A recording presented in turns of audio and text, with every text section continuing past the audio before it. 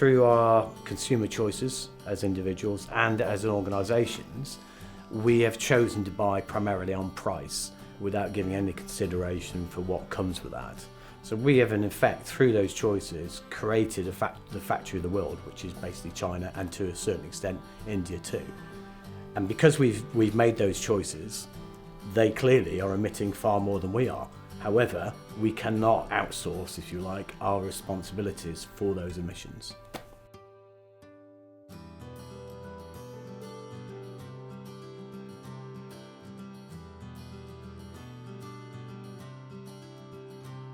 So in terms of the scopes that individual businesses are responsible for and organisations, the emissions that come from their supply chains, which if they are based in China or India, fall within scope 3.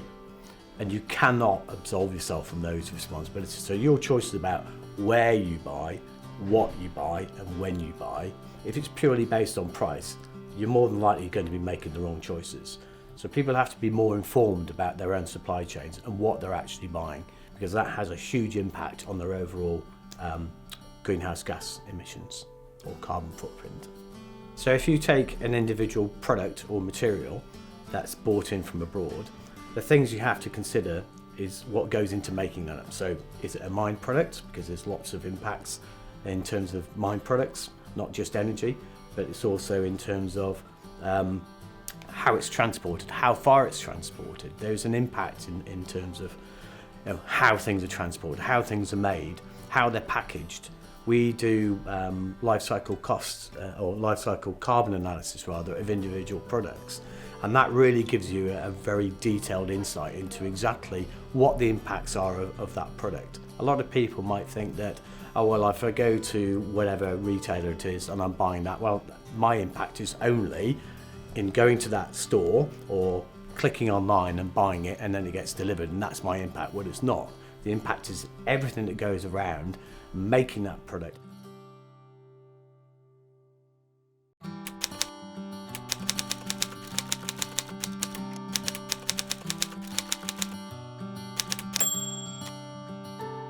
Quite a lot of organisations think it's simply about removing emissions off their accounting ledger, and if they can buy into a green energy tariff or they can offset through planting trees somewhere, then that's great, they've got rid of their emissions. And that's really not the case. Going to net zero is all about reducing your emissions. It's about getting to absolute zero and getting right back into balance with the natural systems we learned about in school, the carbon cycle, the nitrogen cycle, so that what's being created is always being balanced by what's being absorbed by natural systems. And us humans are simply really rubbish at doing that at the moment, so that we're creating far more emissions than the natural systems are able to cope with. So if you're going to be serious about going to net zero, you have to think first and foremost, how are we going to use less and do it better? It's about getting that trajectory sorted and knowing how you're going to get back into balance with natural systems and how far you can go and how fast, and at what point do you have to do things around offsetting or investing in renewable energy in a way that's really going to make a difference. And there's the energy triangle, which works just as well for greenhouse gas emissions, where it's about being mean, using less, being lean, using it more effectively, and then when you've done all of that, that's when you can start thinking about offsetting and investing in renewable energy. I mean, there are businesses out there that are saying we're carbon neutral, aren't we wonderful? And when you start to scratch the surface, you can see that they're really only talking about their immediate on-site energy usage, their scope 1 and 2, and maybe aspects of their scope 3 around being more water efficient or recycling more. A lot of businesses, a lot of organisations get completely caught up with being really good at recycling, and they don't make the link back to what are they buying and how are they buying, and the best way of reducing energy wastage is not to use it in the first place. And the same applies to waste. If you think about how you're buying things, you can buy better. You're reducing waste at source then. We're reducing our our business costs at the same time. Going to net zero can be done in a really smart way to be much more resilient in the long term as a business, to be more cost effective and to be more resource efficient, and that means you're more sustainable and you're creating far fewer emissions. So why would you not want to do that? It's better for your business.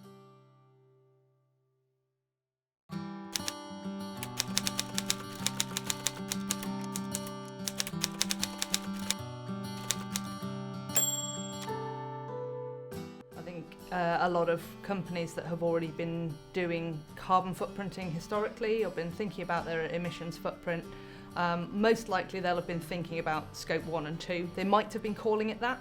They might have been calling it their organisation's emissions, and that will cover the emissions from their site, from their heating, lighting, the obvious things that we think of. Scope 3 is everything else.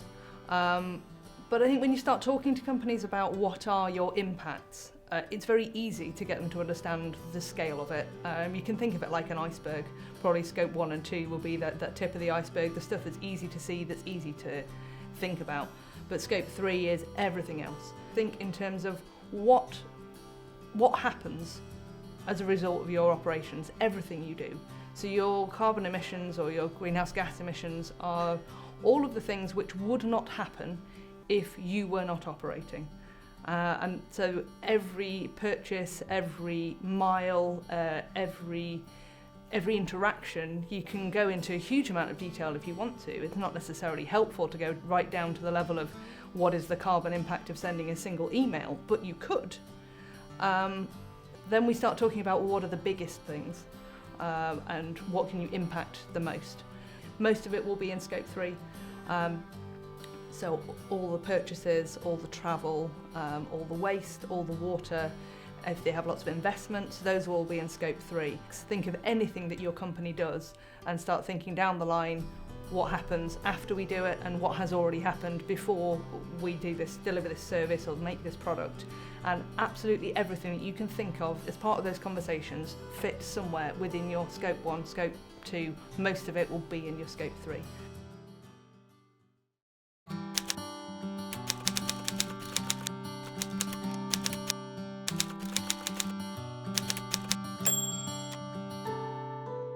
So when we talk to clients, we have a request for information, so we ask them for data that they might need. In the first instance, that's often quite an eye-opener for them because they're really thinking about just scope 1 and 2, so they're thinking about gas and electricity data. We explain actually we need a lot more data than that. We need to calculate scope 3, which is often where most of their emissions sit. So we start to ask for things like their information from their purchase ledger and travel data and transport data and commuting data and information maybe about water and waste, and other aspects of their business. And it's often quite an eye-opener for clients. They say, oh, we didn't realise you needed this data. Then when data comes through, it's actually looking at the data and looking at the quality of it.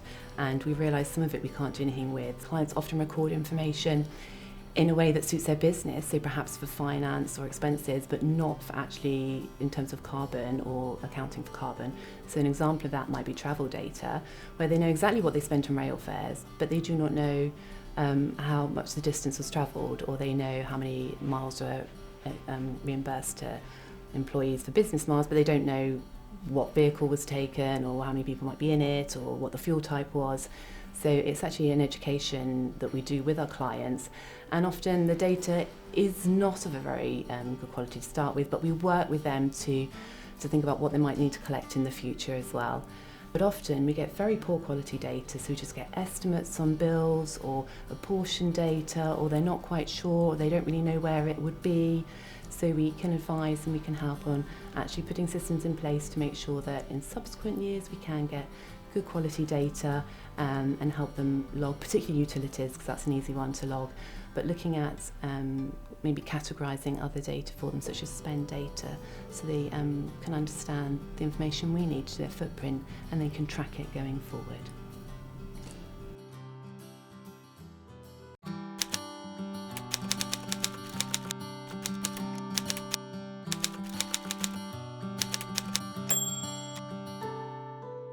Everything that I'm buying in to run my business is somebody else's emissions, they're not mine, when they most certainly are. So once you start to get under the surface of Scope 3 and go beyond energy and water, and you start to think of all of the goods and services that you are buying in on a regular basis to run your business, your organisation, you have to go right back down the supply chain and think about where all of those things are coming from, how they're made, right back to primary production, because ultimately that's all of your organisation's emissions, and that's going to be at least 50%, possibly 80% or even more of your total greenhouse gas footprint. So if you don't draw your system boundary right in the first place, you're going to miss a whole load of stuff that you really need to be accounting for.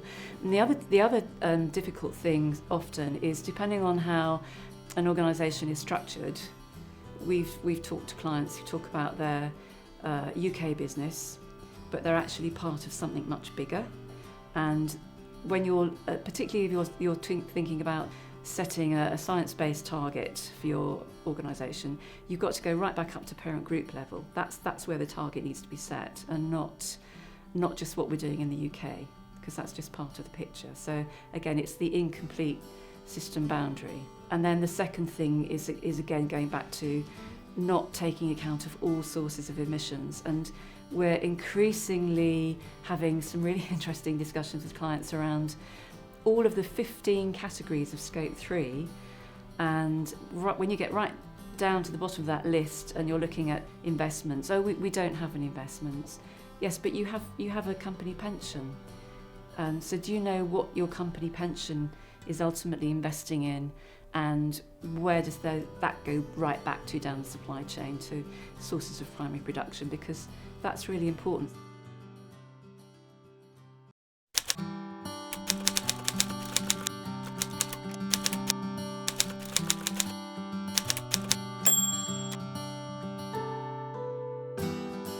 At least 50% of the available energy improvements potential within an organisation is related to the culture, structure and the processes.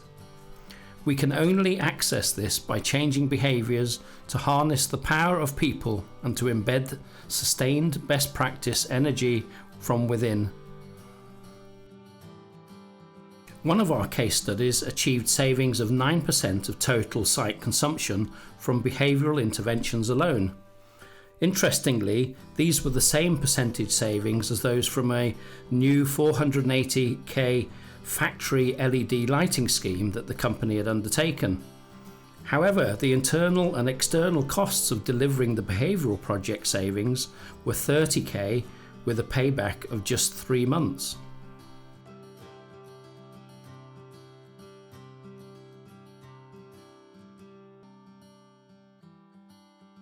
I think at a very high level, people understand what behaviour change means, in as much as perhaps they'll think about technical type interventions and projects, and they might talk about people interventions and projects. So I think people understand that this is actions that people can undertake that actually reduces emissions. Perhaps what they don't understand is the complexity and the number of different types of interventions, which could be things ranging from procurement to policy, to having a list of projects, prioritising projects, having a team doing training, having targets set in appraisals, individuals making personal pledges. I could go on because there are about 147 different types of interventions that, from a people perspective, that we've identified. And it's all about understanding how you prioritise these to make big impact. Some of them will be small impact, some of them actually will not make any impact, but a sort of part of a bigger picture that enable other things to happen. People perhaps aren't aware of the huge potential benefits, which could be, for some organisations, as large as any technical project interventions in terms of making energy efficiency.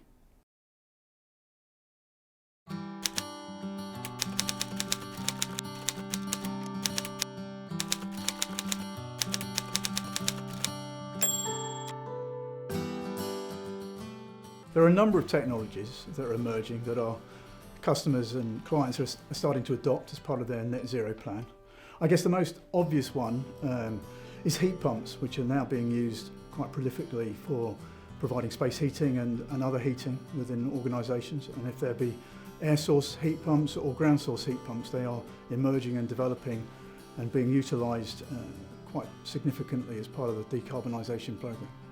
Other technologies that are emerging, well, I suppose they're not particularly emerging, but they're being adopted, are things like biomass boilers, which again is a renewable heat source or renewable fuel source in that respect. In addition, we're seeing quite a lot now of solar PV being used and adopted more widely as it's developed and technology has improved the performance and efficiencies, and also it's more cost effective. But obviously that reduces and helps implement reduction in carbon associated with electricity and supply and generation of electricity.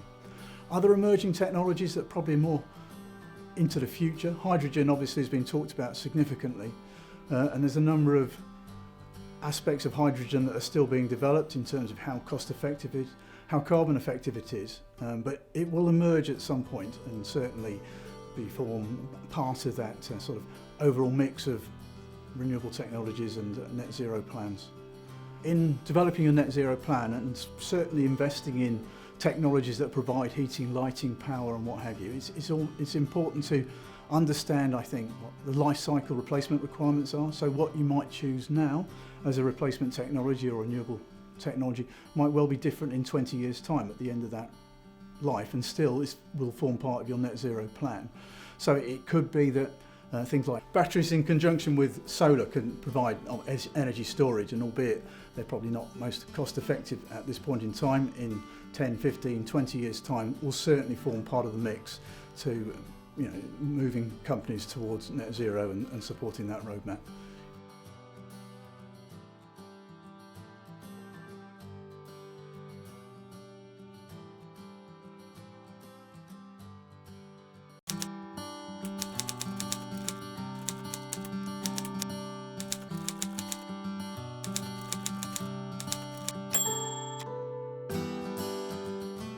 There's a lot of weaselly words used in quite a lot of marketing around things, and very often a business will say, we've offset all of our emissions by planting trees, and that means we're net zero. And even when you do get to talking about good initiatives like the Better Cotton Initiative, there's only a small proportion sometimes of cotton in that whole total shipment.